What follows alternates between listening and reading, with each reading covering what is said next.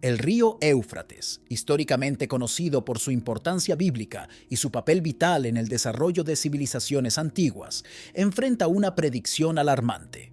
Podría secarse en casi 20 años. Este fenómeno no solo desafía nuestra comprensión ecológica, sino que también ha generado especulaciones apocalípticas. Recientemente, arqueólogos han desenterrado un descubrimiento significativo en el lecho del río, desafiando las percepciones tradicionales y suscitando profundas preguntas sobre el destino de la humanidad. Este hallazgo ha provocado reacciones mixtas en diversas comunidades, desde el escepticismo científico hasta el fervor religioso, reavivando teorías sobre las profecías del fin de los tiempos. Además, la desecación del río plantea serias consecuencias para los países vecinos que dependen de sus aguas, lo que podría desencadenar una crisis ambiental y humanitaria. Las implicaciones de este descubrimiento arqueológico no solo transforman nuestro entendimiento histórico y científico, sino que también nos obligan a reconsiderar el futuro de un río que ha sido una fuente de vida y ahora se convierte en símbolo de temor y misterio. El río Éufrates, vital para Turquía, Siria, Irak y Arabia Saudita, enfrenta una grave amenaza de desecación debido al cambio climático y actividades humanas. El deshielo de las tierras altas orientales de Turquía, crucial para su caudal, se ve afectado por el aumento de temperaturas y la disminución de precipitaciones en la región, especialmente en el noreste de Siria. La desecación del río tendría consecuencias devastadoras para las comunidades locales, obligando a muchas personas a abandonar sus hogares ancestrales. Las actividades humanas, como la construcción de presas y el uso excesivo de agua, agravan la situación, poniendo en peligro una fuente histórica y culturalmente significativa. A medida que el Éufrates, cuna de la civilización, enfrenta esta crisis, se vuelve imperativo considerar esfuerzos de mitigación, tanto locales como internacionales, para preservar el flujo del río y proteger a las comunidades dependientes. Medidas como la gestión sostenible del agua y la cooperación regional son esenciales para evitar la devastación y asegurar un futuro sostenible para las naciones situadas en la cuenca del Éufrates. Mientras tanto, en Venecia, Italia, los niveles de agua han bajado tanto que es imposible remar en botes. En Francia, no ha llovido en más de 30 días seguidos.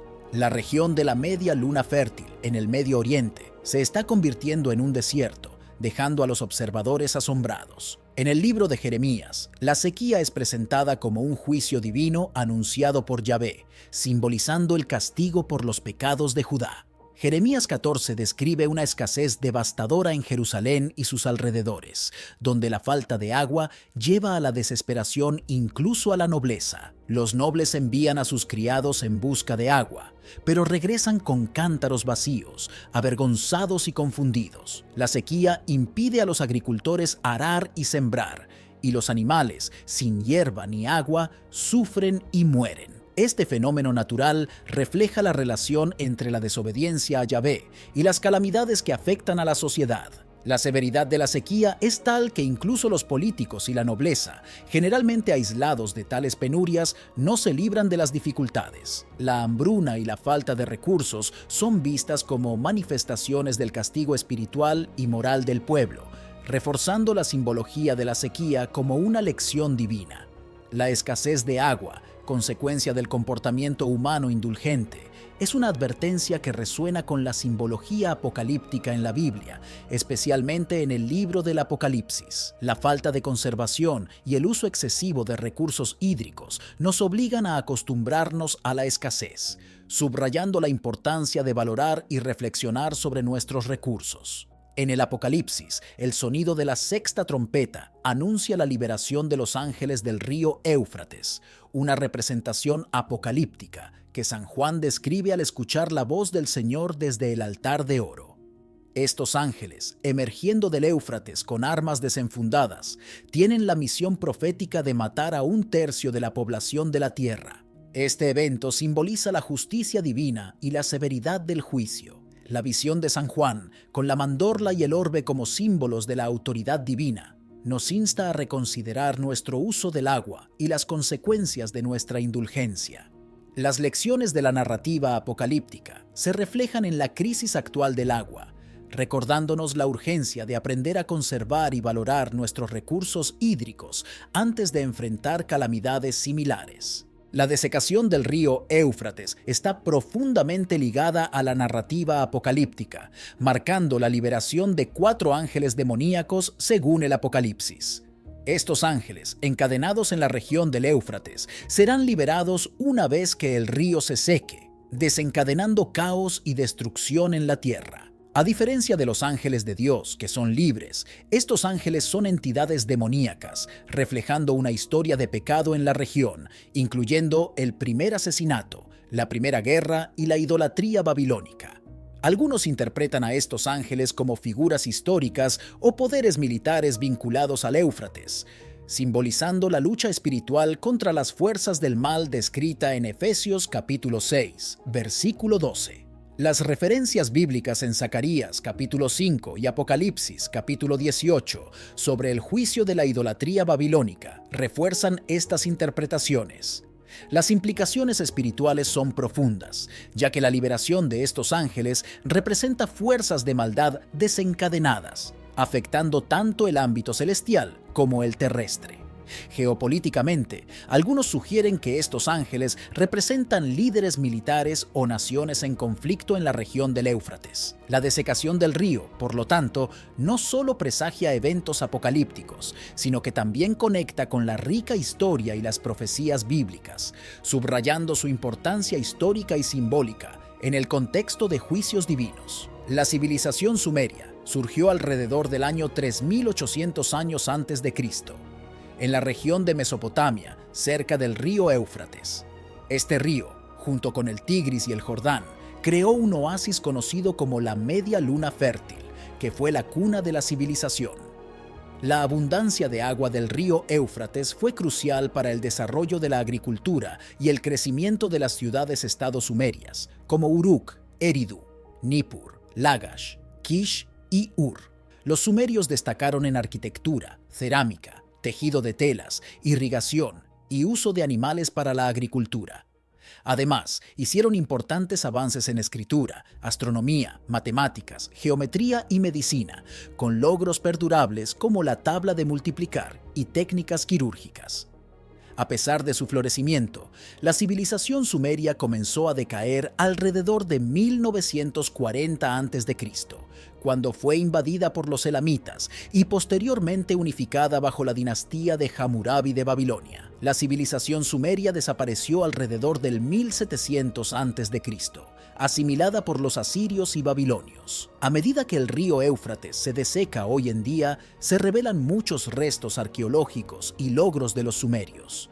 Los científicos han encontrado signos de vida y restos de la civilización bajo el lecho del río, proporcionando información valiosa sobre su historia y contribuciones. El río Éufrates, como parte integral de la Media Luna Fértil, fue un importante centro histórico y geográfico en el Medio Oriente, fundamental para el desarrollo y sustento de la civilización sumeria. Cada ciudad-estado de Sumer estaba rodeada por murallas de ladrillos de barro, y Uruk, en su apogeo, fue una de las ciudades más pobladas del mundo antiguo. Los sumerios hicieron avances en armas y objetos de guerra, incluyendo lanzas, cascos de bronce y vehículos de combate. Sus logros técnicos y científicos influyeron en civilizaciones posteriores y todavía se usan hoy en día. El legado cultural de la civilización sumeria ha dejado una influencia duradera en la región de Mesopotamia. El conocimiento y las innovaciones de los sumerios fueron transmitidos a través de los asirios y babilonios, perpetuando su impacto en la historia. La desecación del río Éufrates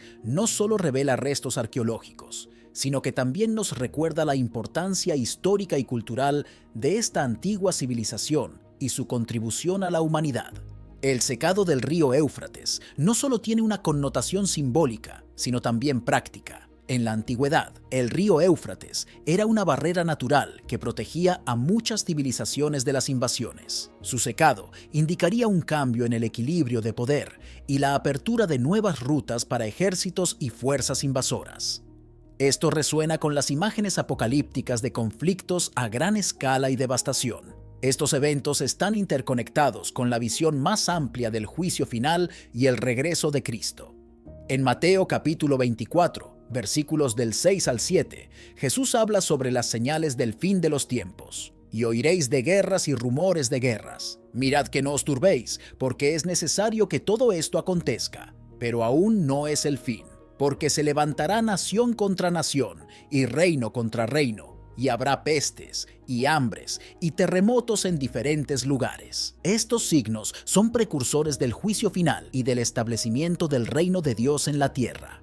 La liberación de los 4 ángeles del Éufrates y el secado del río son componentes de un panorama más amplio de tribulación y juicio que preceden el establecimiento del reino eterno de Dios. La idea es que estos eventos no son aislados, sino parte de un plan divino meticulosamente orquestado que culminará en el retorno de Cristo y la instauración de una nueva era. Además, hay que considerar el simbolismo detrás del río Éufrates en la Biblia. El río no solo es una entidad geográfica, sino también un símbolo de vida y prosperidad, así como de barrera y protección. Su secado puede ser interpretado como el retiro de la protección divina y la apertura del camino para que los juicios de Dios se desaten sin impedimentos. Es un signo de que los tiempos de gracia y misericordia están llegando a su fin y que el juicio es inminente.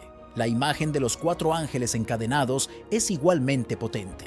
Los ángeles, en la teología bíblica, son mensajeros y agentes de Dios, y su encadenamiento junto al Éufrates sugiere que su misión destructiva ha sido detenida temporalmente por orden divina. Su liberación, entonces, simboliza el momento en que Dios decide que es el momento adecuado para ejecutar juicio, reflejando su justicia y soberanía. Estas profecías deben ser interpretadas en el contexto de la esperanza cristiana en la redención y la restauración final. A pesar de la destrucción y el juicio, la Biblia enseña que estos eventos son preludios de un nuevo comienzo, un nuevo cielo y una nueva tierra, donde la justicia y la paz reinarán eternamente. En Apocalipsis capítulo 21, versículos del 1 al 4, se describe esta visión gloriosa. Vi un cielo nuevo y una tierra nueva, porque el primer cielo y la primera tierra pasaron, y el mar ya no existía más. Y yo, Juan, vi la santa ciudad, la nueva Jerusalén, descender del cielo, de Dios, dispuesta como una esposa ataviada para su marido. Y oí una gran voz del cielo que decía: He aquí el tabernáculo de Dios con los hombres, y Él morará con ellos, y ellos serán su pueblo, y Dios mismo estará con ellos como su Dios. Enjugará Dios toda lágrima de los ojos de ellos, y ya no habrá muerte, ni habrá más llanto, ni clamor, ni dolor, porque las primeras cosas pasaron. Por lo tanto, mientras reflexionamos sobre las profecías del fin del mundo, los 4 ángeles encadenados y el secado del río Éufrates, debemos recordar que estas señales, aunque alarmantes, también apuntan hacia la consumación del plan redentor de Dios. Son recordatorios de la necesidad de estar preparados espiritualmente, de vivir una vida de fe y obediencia, y de mantener la esperanza en la promesa de una nueva creación donde la justicia de Dios finalmente prevalecerá. La profecía del fin del mundo y el milenio, según el libro de Apocalipsis, han sido temas de intenso debate e interpretación a lo largo de la historia cristiana. En Apocalipsis capítulo 20, versículo 3, se menciona un período de reinado de Cristo de 1000 años, lo que ha llevado a la formación de 3 principales perspectivas escatológicas: amilenialismo, premilenialismo y postmilenialismo. Cada una de estas interpretaciones ofrece una visión distinta del momento y la naturaleza del milenio. El amilenialismo sostiene que no habrá un reino milenial literal de 1000 años. En cambio, los amilenialistas interpretan el milenio como el actual reinado de Cristo en el cielo, con las almas de los creyentes fallecidos. Según esta perspectiva, la atadura de Satanás mencionada en Apocalipsis capítulo 20, versículos del 1 al 3, es vista como efectiva durante todo el período entre la primera y segunda venida de Cristo. Sin embargo, se cree que esta atadura terminará poco antes del regreso de Cristo, momento en el cual se producirá una breve y feroz persecución de la Iglesia antes de la victoria final de Cristo. Durante este tiempo presente, los amilenialistas creen que estamos viviendo en el reino inaugurado, donde el Evangelio se difunde victoriosamente a pesar de la persecución. Este enfoque figurativo de los 1000 años significa que el reino de Dios ya está presente y activo en el mundo, aunque todavía no en su plenitud. Cristo reina desde el cielo y los cristianos experimentan tanto la victoria del Evangelio como el sufrimiento por su causa. Los amilenialistas esperan el regreso visible y corpóreo de Cristo, que traerá consigo la resurrección general y el juicio final, seguido por la creación del nuevo cielo y la nueva tierra, como se describe en Apocalipsis capítulo 21, versículos del 1 al 4.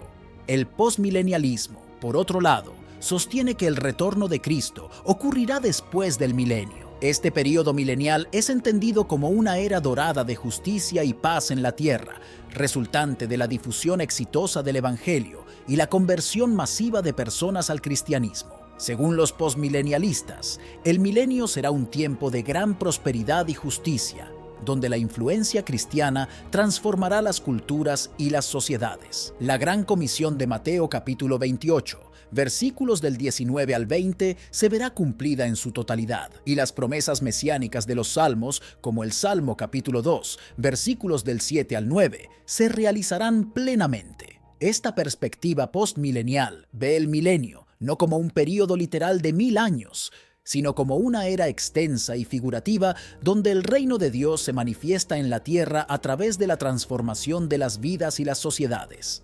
Se espera que, antes del regreso de Cristo, el mundo se convierta en un lugar más justo y pacífico debido a la creciente influencia del cristianismo. El premilenialismo, en cambio, sostiene que Cristo volverá antes del milenio, el cual será precedido por un período de gran tribulación. Existen dos variantes principales de premilenialismo: el premilenialismo histórico y el premilenialismo dispensacional. Ambos comparten la idea de que Apocalipsis capítulo 20, versículos del 1 al 6, debe ser interpretado de manera literal y cronológica. Según el premilenialismo histórico, el presente tiempo continuará hasta un breve período de tribulación, después del cual Cristo regresará para establecer su reino milenial en la tierra. Durante este milenio, Cristo reinará físicamente desde la tierra, y los creyentes resucitados reinarán con él. Satanás estará atado y sin influencia durante este tiempo, como se menciona en Apocalipsis capítulo 20, versículos del 2 al 3. Al final del milenio, Satanás será soltado por un breve período para liderar una última rebelión, que será rápidamente destruida por Cristo. Luego ocurrirá el juicio final y la creación del nuevo cielo y la nueva tierra, como se describe en Apocalipsis capítulo 20, versículos del 7 al 15. El premilenialismo dispensacional, desarrollado por John Nelson Darby en el siglo XIX, añade una serie de dispensaciones o épocas en la historia bíblica. Este enfoque también incluye la creencia en un rapto pretribulacional, donde los creyentes serán arrebatados antes del período de tribulación, seguido por el regreso de Cristo para establecer su reino milenial. Además de estas perspectivas escatológicas, es importante considerar cómo cada una interpreta las profecías del Antiguo Testamento. Por ejemplo, los amilenialistas creen que las promesas hechas a Israel, David y Abraham se cumplen en Cristo y su iglesia en el presente, y no esperan un cumplimiento futuro adicional. Los postmilenialistas, por otro lado, ven estas promesas como realizables en una era dorada de justicia en la tierra antes del regreso de Cristo. El pasaje de Apocalipsis 20 también ha llevado a un debate sobre la naturaleza del reinado milenial de Cristo.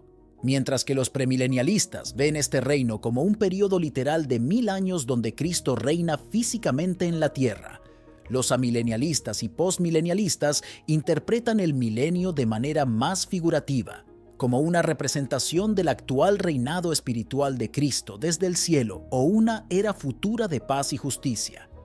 La escatología cristiana también aborda la resurrección de los muertos y el juicio final. En 1 Corintios capítulo 15, versículos del 20 al 28, Pablo describe la resurrección de los creyentes como parte del plan redentor de Dios, que culminará en la derrota final de la muerte y la entrega del reino al Padre. Este pasaje sugiere que la resurrección y el juicio son eventos críticos en el establecimiento del reino eterno de Dios. El Apocalipsis 19 y 20 se consideran cruciales para entender los eventos del fin de los tiempos. Apocalipsis 19 describe la segunda venida de Cristo como un guerrero victorioso, mientras que Apocalipsis 20 detalla el encadenamiento de Satanás, el reinado milenial y el juicio final. Estas visiones proféticas ofrecen una imagen dramática del triunfo final de Cristo sobre el mal y el establecimiento de su reino eterno. En conclusión, la profecía del fin del mundo y el milenio son temas complejos y ampliamente debatidos en la teología cristiana. Las perspectivas amilenialista, premilenialista y postmilenialista ofrecen diferentes interpretaciones sobre el momento y la naturaleza del milenio, cada una basada en su lectura de las Escrituras y la comprensión de las profecías bíblicas. A pesar de sus diferencias, todas estas perspectivas coinciden en la esperanza final de la victoria de Cristo, la resurrección de los santos y la creación de un nuevo cielo y una nueva tierra, donde la justicia y la paz reinarán eternamente. La discusión sobre el milenio y el fin del mundo también debe incluir la importancia de la vigilancia y la preparación espiritual. En Mateo capítulo 24, versículos del 42 al 44, Jesús advierte a sus discípulos: «Velad, pues, porque no sabéis a qué hora ha de venir vuestro Señor. Pero sabed esto, que si el padre de familia supiese a qué hora el ladrón había de venir, velaría y no dejaría minar su casa. Por tanto, también vosotros estad preparados, porque el Hijo del Hombre vendrá a la hora que no pensáis». Este llamado a la vigilancia subraya la necesidad de estar siempre listos para el regreso de Cristo, viviendo en fe y obediencia. En el contexto de la escatología, la liberación de los 4 ángeles encadenados en el río Éufrates y el secado del río, mencionados en Apocalipsis capítulo 9, versículos del 14 al 15 y capítulo 16, respectivamente, son eventos significativos que simbolizan el juicio y la preparación del camino para los eventos finales. Estas profecías, junto con las interpretaciones del milenio, ofrecen una visión completa del plan redentor de Dios y el eventual establecimiento de su reino eterno. Finalmente, la esperanza cristiana se centra en la promesa de la vida eterna y la redención completa.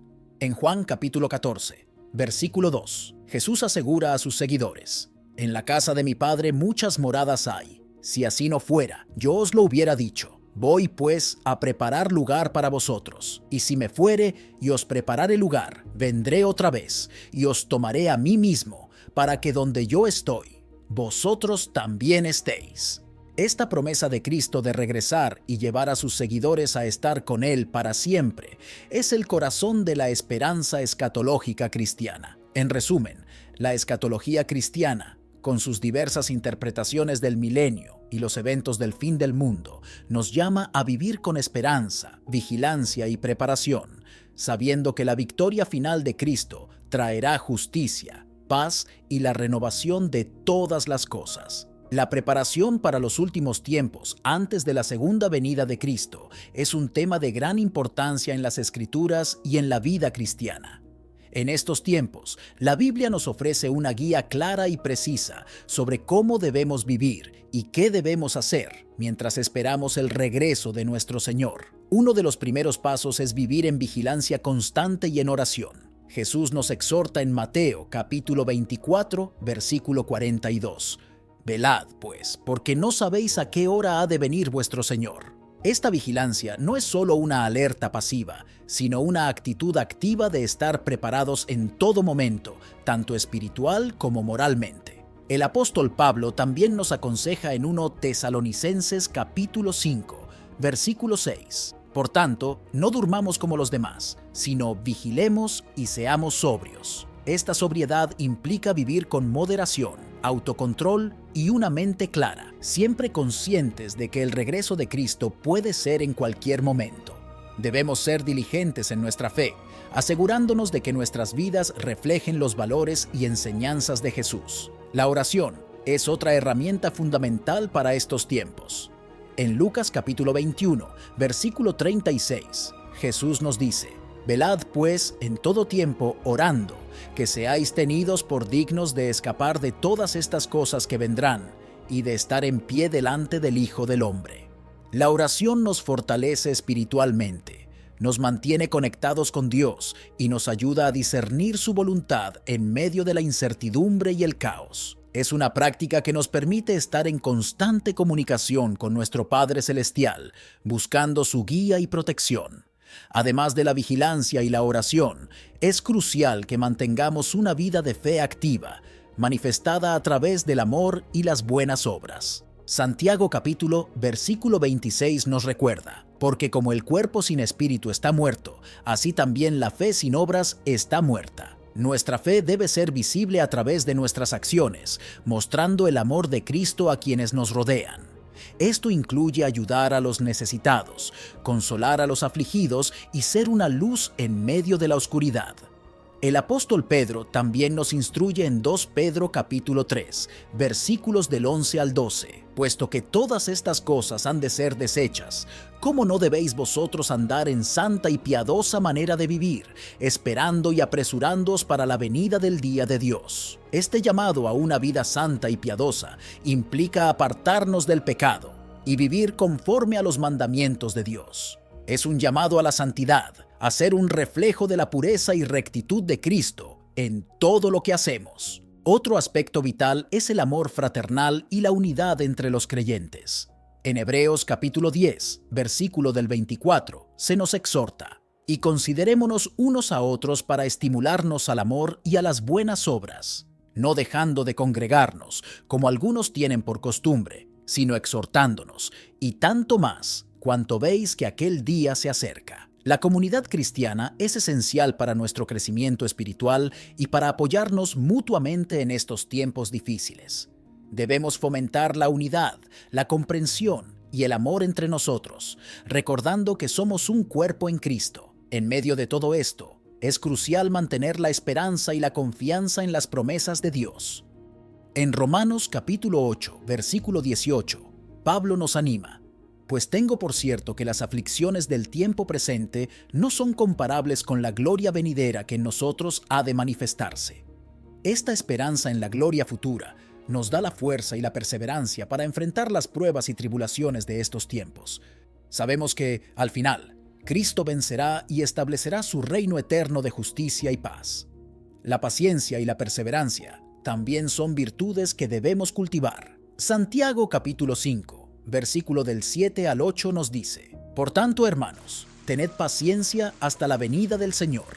Mirad cómo el labrador espera el precioso fruto de la tierra, aguardando con paciencia hasta que reciba la lluvia temprana y la tardía.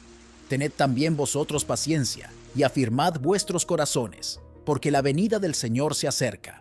La paciencia nos ayuda a soportar las dificultades sin perder la fe ni el ánimo, mientras que la perseverancia nos mantiene firmes en nuestra misión y propósito. Finalmente, debemos vivir con una perspectiva eterna, recordando que nuestro verdadero hogar está en el cielo. Colosenses, capítulo 3, versículos del 1 al 2 nos instruye: si pues habéis resucitado con Cristo, buscad las cosas de arriba, donde está Cristo sentado a la diestra de Dios. Poned la mira en las cosas de arriba, no en las de la tierra. Esta perspectiva nos ayuda a mantener nuestras prioridades en orden, enfocándonos en lo que realmente importa y no dejándonos distraer por las preocupaciones temporales. En resumen, en los últimos tiempos, antes de la segunda venida de Cristo, debemos vivir en vigilancia y oración, cultivando una fe activa y manifestada en buenas obras. Debemos mantener una vida santa y piadosa, fomentando la unidad y el amor fraternal entre los creyentes y proclamando el Evangelio con urgencia. Nuestra esperanza en las promesas de Dios nos da la fuerza para perseverar y una perspectiva eterna nos ayuda a mantener nuestras prioridades en orden. Al hacer todas estas cosas, estaremos preparados para recibir a nuestro Señor cuando Él regrese en gloria. Si te ha gustado este video y has encontrado útil esta guía sobre cómo prepararnos para los últimos tiempos antes de la segunda venida de Cristo, no olvides darle like y compartirlo con tus amigos y familiares. Esto nos ayuda a llegar a más personas con el mensaje del Evangelio. Además, suscríbete a nuestro canal y activa la campanita de notificaciones para no perderte ninguno de nuestros futuros videos. Queremos seguir acompañándote en tu camino espiritual y juntos, estar siempre preparados para el glorioso regreso de nuestro Señor. Gracias por tu apoyo y nos vemos en el próximo video. Dios te bendiga.